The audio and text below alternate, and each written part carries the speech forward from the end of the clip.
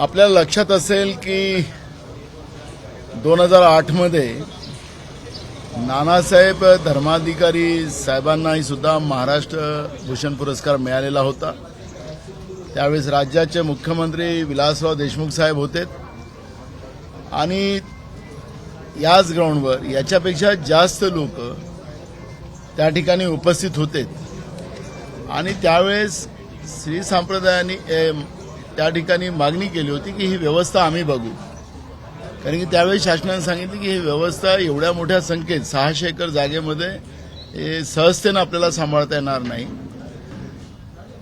आणि त्यावेळेचा तो कार्यक्रम यांच्यापेक्षा भव्य दिवस झालेला होता हे महाराष्ट्राच्या आणि देशाच्या जनतेला माहिती आहे आणि अप्पासाहेबांनीच त्यांच्या मरणोत्तर महाराष्ट्र भूषण स्वीकारलेला होता। पण आपण पाहतोय की राज्यातल्या सरकारमध्ये दिल्लीमधला मोठा नेता एक आणायला पाहतो, दुसरा म्हणतो की लहान नेता आला पाहिजे, म्हणजे वन आणि 2 नंबर, ते वाद आपल्याला या निमित्तानं पाहायला मिळाला। जानेवारी महिन्यामध्ये महाराष्ट्र भूषण पुरस्कार जाहीर झाला आणि त्याच वेळेस समजा हा कार्यक्रम घेतला असता तर ही घटना आपल्याला टाळता आली असती। ठीक आहे, त्यांच्या नेत्यांना आणायचं होतं भव्य रूप। अप्पासाहेब धर्माधिकारी साहेबांनी जे मानवतेचं काम केलं आणि त्याच्या माध्यमातून त्यांच्या चाहत्यांची गर्दी त्या ठिकाणी येणार आहे हे सरकारला माहिती होती। जवळपास 600 एकरच्या मैदानात हा कार्यक्रम होणार होता, याचाच अर्थ 20 लाखाच्या वर लोक त्या ठिकाणी येणार होते। ते सरकारला माहिती असताना सुद्धा स्वतःसाठी एअर कंडिशन मंच तयार केला, अमित शहाजीसाठी तो मंच तयार झाला, राज्याचे मुख्यमंत्री आणि मंत्रिमंडळाचे लोक त्याच्यामध्ये होते आणि आता आपण पाहतो की राज्यातले काही मंत्री असं सांगतात, म्हणजे मुंगट्टीवार म्हणतात की अप्पासाहेब धर्माधिकाऱ्यांनीच आग्रह केला की आम्हाला हा दुपारी कार्यक्रम पाहिजे। म्हणजे आता अप्पासाहेबांवर आरोप करण्याची मजाल या राज्य सरकारची झाली। ज्यावेळेस इथं लोक आणि त्या ठिकाणी आपलीच पाठ आपण ठोपटत असताना सरकारला आम्ही पाहत होतो तुमच्या माध्यमातून, आणि ही घटना झाली, त्या घटनेची जबाबदारी स्वीकारायला तयार नाही। मग जेव्हा सरकारला हे माहीत होतं तर तुमच्यासाठी एअर कंडिशन तुम्ही तिथं सभामंडप तयार केली, तर मग जनतेसाठी साधे मंडप तयार करता आले असते। 13 कोटी रुपये त्या कार्यक्रमावर खर्च केले असं सांगतात आहेत। अरे आखरी जनतेचे पैसे आहेत, ते समोर बसलेले सगळे या लोकशाहीतले राजे होते आणि त्या राजांना तिथं आणल्यानंतर त्यांना खाली बसवलं। काही खाली चादर पण नव्हतं, काही दरी पण नव्हती, खाली लोक बसलेली होती आणि वरतून या भर उन्हामध्ये लोक त्या ठिकाणी बसलेले होते। सरकारनी जबाबदारी, ही प्रकारची हत्या आहे, सरकारनी करून घेतलेली हत्या आहे। सरकारचा बेजबाबदारपणा या ठिकाणी लक्षात येतो आहे आणि म्हणून आता जनताच मागणी करताय। काही आता काँग्रेस पक्ष मागणी करताय असं नाही, जनता मागणी करताय की या सरकारवर सदोष मनुष्यवधाचा गुन्हा दाखल केला पाहिजे आणि काँग्रेसची भूमिका याच्यामध्ये अशी आहे की सरकारचं निर्लज्जपणा, बेजबाबदारपणा हा समजा सरकारला थोडी लाज असेल, नाही जनाची तर मनाची तरी असेल, हे पाप त्यांनी घडवलेलं आहे। या सरकारने स्वतःहून राजीनामा दिला तर वाटेल की हे सरकार जनतेच्या प्रती त्यांच्या काहीतरी भावना आहेत, पण सरकार अजूनही उलटा अप्पासाहेब धर्माधिकारीवर, त्या देवावर आरोप करताय असं चित्र आम्ही जेव्हा पाहतोय हे खऱ्या अर्थानं निषेधार्थ आहे। सरकारची जबाबदारी पूर्ण होती, कारण की हा कार्यक्रम शासकीय होता, हा अप्पासाहेब धर्माधिकाऱ्यांचा कार्यक्रम नव्हता, हा शासनाचा कार्यक्रम होता आणि शासनाचा कार्यक्रम असताना सरकारची पूर्ण जबाबदारी जाते। हे राजकारण करायची वेळ आमची नाही, ते म्हणतात ना राजकारण करतात, आम्ही हे राजकारण करत नाही। महाराष्ट्रातलीच नव्हे तर देशातली नाही तर जगातली जनता या कालच्या भयानक झालेल्या घटनेचा सगळ्या स्तरावर निषेध होत आहे, महाराष्ट्राची बदनामी होते आणि हे सरकार निर्लज्जपणे ही महाराष्ट्राची बदनामी आणि त्यांनी केलेल्या कृत्याला ते लोक उलटा अप्पासाहेब धर्माधिकाऱ्यावर आरोप करत असतील, हे कदापि महाराष्ट्राची जनता सहन करणार नाही। आणि म्हणून आमची मागणी आहे, या सरकारने जनाची नाहीतर मनाची लाच ठेवून स्वतः राजीनामा दिला पाहिजे, ही मागणी काँग्रेसच्या वतीनं आम्ही करतो. नाना, एक महत्वाचा प्रश्न असा आहे की काल मुख्यमंत्र्यांनी सांगताना सांगितलं की 7 किंवा 8 मृत्यू झालेत, मात्र त्याच्यानंतर काही वेळातच ते 11वर गेले आणि आता 13वर गेले. लोकांमध्ये संभ्रम नक्की आहे की 13 नाही तर जास्त मृत्यू असल्याची शंका नाकारता येत नाही. त्यामुळे तुमच्या माहितीप्रमाणे असं काही आहे का? आणि सरकार आकडेवारी दाखवतोय. मी काल आपल्या काही अनेक चॅनलवर बघत होतो, कोणी सांगत होते 500 लोक ऍडमिट झालेत, कोणी 1000 झालेत, कोणी अशा पद्धतीचे वेगळे वेगळे आकडे येत होते. मी जी काही आता डॉक्टरांजवळ टेक्निकली माहिती घेत असताना माझ्या लक्षात आलं, कारण की सकाळपासून लोक तिथं बसलेली होती. कार्यक्रम दुपारी 1 वाजेपर्यंत 2 वाजेपर्यंत त्या ठिकाणी चाललेला होता. त्यावेळेचं टेम्परेचर 42 पर्यंत गेलेलं होतं. सनस्ट्रोकमुळे हा सगळा प्रकार झालेला आहे, उष्माघातामुळे हा प्रकार झालेला आहे, हे सिद्ध झालेलं आहे. तिथं काही लोकांनी आपल्या घरी पण जाऊन त्या ठिकाणी व्यवस्था करण्याचा प्रयत्न केला. अनेक लोक आपल्या आपल्या पद्धतीनं उपचार करत आहेत. काही लोक गावात जाऊन घरात जाऊन तिकडे दगावले असतील, त्याचे आकडे वेगळे असतील. जे काही ऍडमिट झालेले होते त्या काळामध्ये जे लोक जागेवर मृत्यूमुखी पडलेत त्याचे आकडे पुढे आलेत. काही हॉस्पिटलमध्ये येऊन मृत्यूमुखी पडलेत. पण जे लोक विविध भागातून आलेली होती, सोलापूर जिल्ह्यापासून मुंबई सकट संपूर्ण कोकणापर्यंतची सगळी लोक त्या ठिकाणी होती. जवळपास 600 एकरवर हा कार्यक्रम होता. जवळपास 20 लाख लोक त्या ठिकाणी होते. मोठी संख्या आहे. आम्हाला म्हणजे ईश्वराला आम्ही प्रार्थनाच करू की सगळे लोक सुखरूप राहिले पाहिजेत आणि जीवितहानी कमी झाली पाहिजे. पण ज्या पद्धतीनं निर्लज्जपणानं बेजबाबदारपणानं सरकार वागली, याला कोणी माफ करू शकत नाही.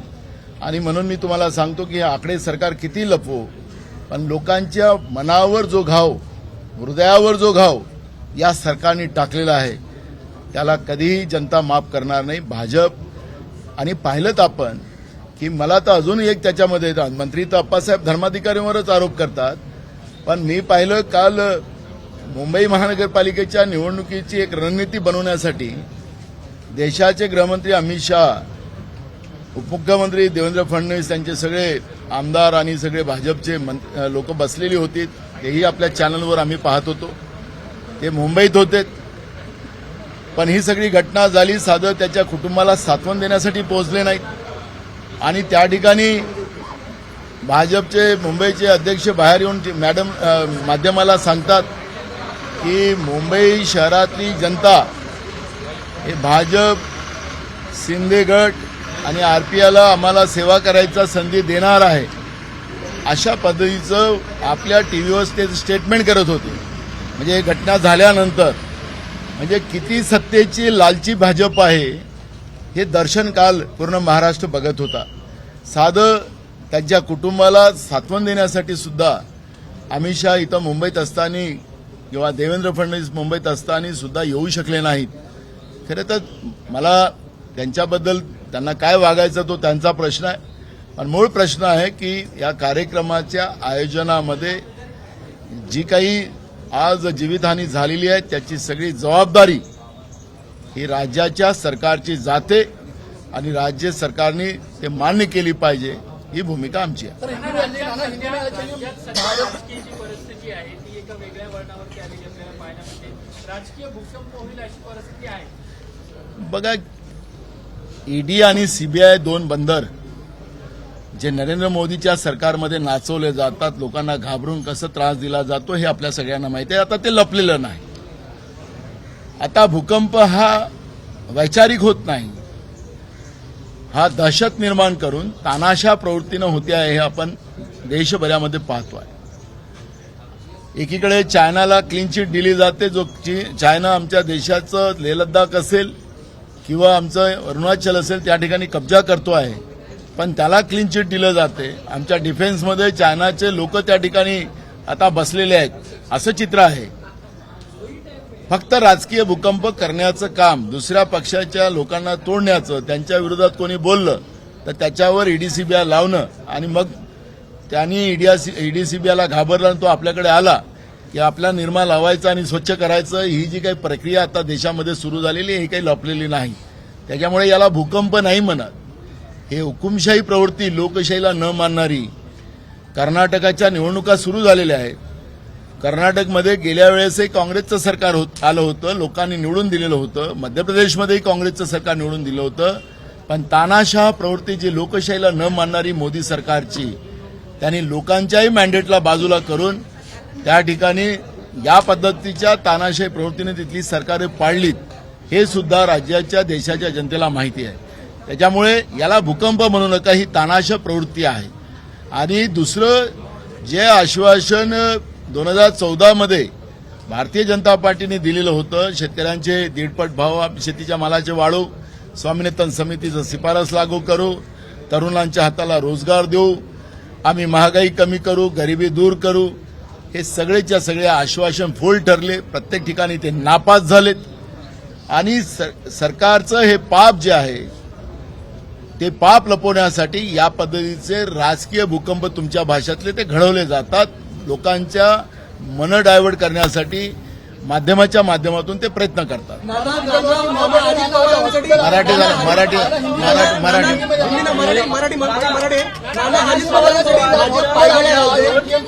पवारांसाठी भाजप पायघड्या घालते. अजित पवार भारतीय जनता पार्टीमध्ये जाणार आहे, जवळपास आता निश्चित आहे, मोठ्या चर्चा आहेत.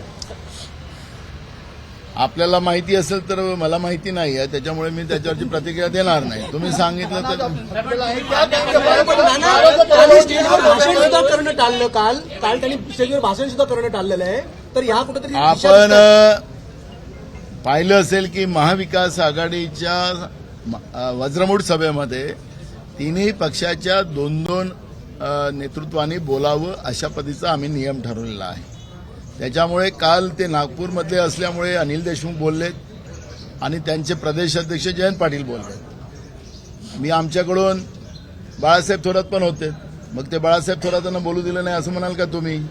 त्यामुळे आमच्याकडून पृथ्वीराज चव्हाण साहेब बोललेत आणि मी बोललो, जे काही आमचे नियम ठरले त्याच्याप्रमाणे. त्याच्यामुळे या पद्धतीचं बोललं नाही म्हणून तसं नाही.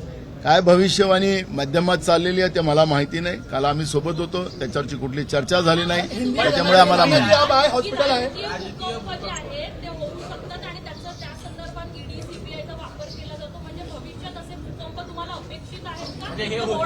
तुम्हाला मान्य आहे का? तुमच्या भाषेतले भूकंप आहेत, आमच्या भाषेतली ही तानाशाही आहे. असं काही झालं भूकंप काय असतं? अचानक काही घटना घडली, अचानक एखादा भूकंप जेव्हा होतो तेव्हा नुकसान होतं. पण तानाशाह प्रवृत्ती ही वागती आहे ही जनतेला माहिती आहे. त्याच्यामुळे याला भूकंप म्हणू नका. ही तानाशाह प्रवृत्तीची ही कारकीर्द चाललेली आहे देशामध्ये. त्या तानाशाह प्रवृत्तीचा हा प्रकार आहे असं म्हटलं, त्याला सुधार केला तर ते गोष्ट आपल्याला म्हणता येईल. अचानक तुम्ही असं म्हणता की अचानक घडली तर त्याला भूकंप म्हणता येईल. याचा अर्थ असा आहे की एक मिनिट अजित पवारांचं ऑलरेडी फिक्स आहे असं तुमचं म्हणणं आहे? मला त्यांच्या पक्षात काय चाललेलं दुसऱ्याच्या घरात झाकून बघायचं काम आमचं नाही. त्यामुळे दुसऱ्याच्या कोणाचं, कारण की आम्हाला त्या गोष्टी माहीतच नाही, त्याच्यावरची चर्चा आम्ही कशाला करावी? या कार्यक्रमासाठी जवळपास 13.5 कोटी खर्च केल्याची माहिती मिळते आणि एवढं करून सुद्धा जर त्या मैदानाला जर मंडप घातला तर सनस्ट्रोकचा त्रास झाला नसता असं एक मत प्रदर्शित होत आहे. मग एवढा खर्च करून जर नियोजनाचा अभाव असेल तर याला हलगर्जीपणा म्हणू शकतं का? मी तुम्हाला तेच सांगितलं की बेजबाबदार सरकार आहे आणि हे सरकार जनतेचे पैसे लुटायसाठी हे सरकार आलेलं आहे. राज्यातलं सरकार, मी परवा पण ठाण्याला काँग्रेस पक्षाच्या कार्यकारिणीची बैठक झाली, त्याच्यातही मी बोललो की ठाण्यामध्ये 450 कोटी रुपयाचं शहरामध्ये पेंटिंग करण्याचा एक टेंडर झालेला आहे. मुश्किलनं 50 कोटी रुपये खर्च होणार नाही, 400 कोटी रुपये त्याच्यातले वरच्या वर काढले जाणार आहे. म्हणजे या पद्धतीची जनतेच्या पैशाची लूट या महाराष्ट्रामध्ये सुरू आहे. फक्त सत्तेमध्ये बसलेली लोकच, त्यांना एअर कंडिशन व्यवस्था पाहिजे, जनता उन्हात मरो का शेतात मरो, तरुण पोरगा आपलं डिग्री घेऊन फिरता मरो, काही घेणं देणं नाही, अशी परिस्थिती, बेजबाबदार परिस्थिती महाराष्ट्रात देशात निर्माण झालेली आहे. त्याचा प्रकार आपण पाहतोय आणि हा खऱ्या अर्थानं भूकंप आहे. याला भूकंप आपण म्हणू.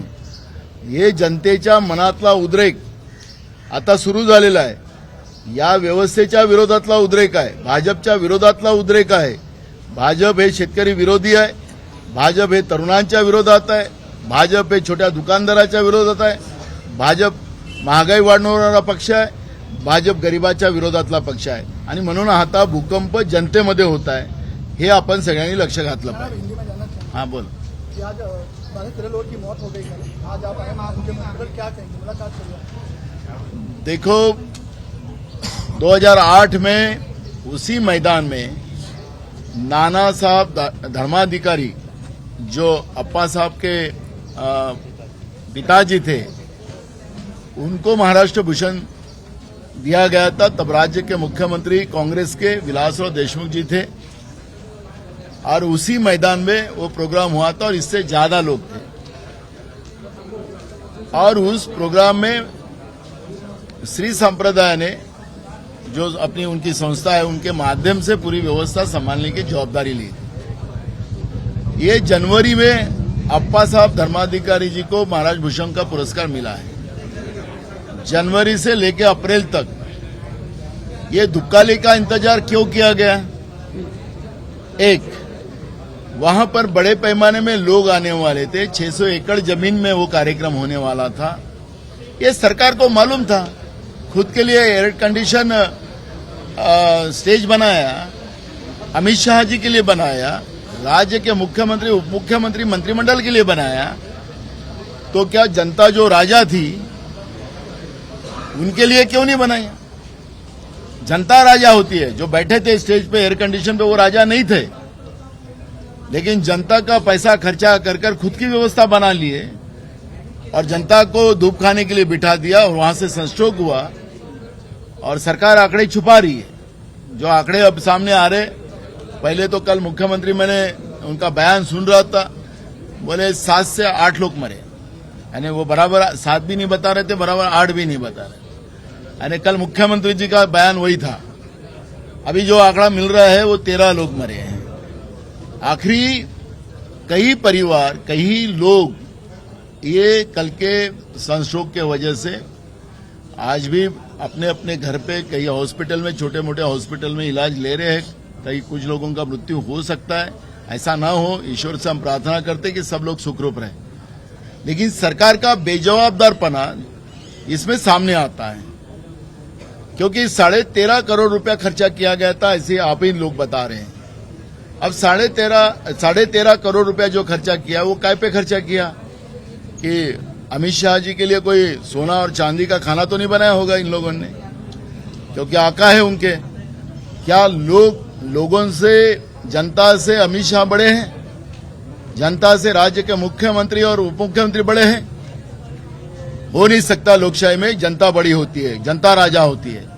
लेकिन आज भाजपा की जो मानसिकता है, जनता हमारी गुलाम है और हम राजा है, इस तरह की उनकी जो सोच है, उसी का परिणाम है कि कल जो घटना हुई उस लोगों में कई लोग